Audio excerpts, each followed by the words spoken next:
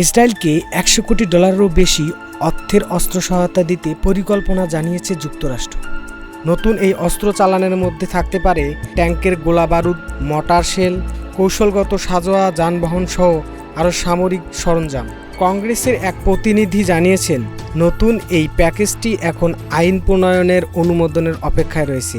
ফিলিস্তিনের রাফা হতে ইসরায়েল হামলা চালালে যুক্তরাষ্ট্র মিত্র দেশটি অস্ত্রের চালান আটকে দেওয়ার যে হুমকি দিয়েছিলেন, কয়েকদিনের মাথায় সেই অবস্থান পাল্টে নতুন ঘোষণা দিতে যাচ্ছে ওয়াশিংটন।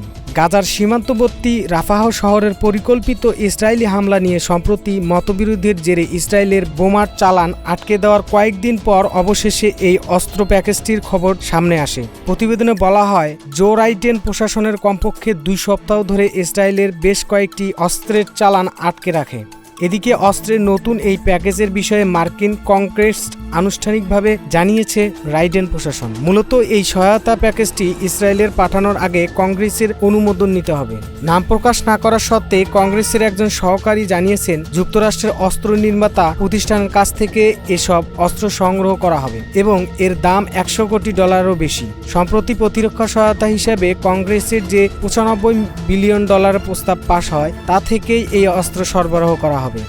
গাজায় 7 মাস যুদ্ধের পর ইসরায়েল জোর দিয়ে বলেছে, রাফা দখল এবং হামাসের শেষ অবশিষ্ট ব্যাটালিয়নগুলোকে নির্মূল করা ছাড়া বিজয় অর্জন অসম্ভব।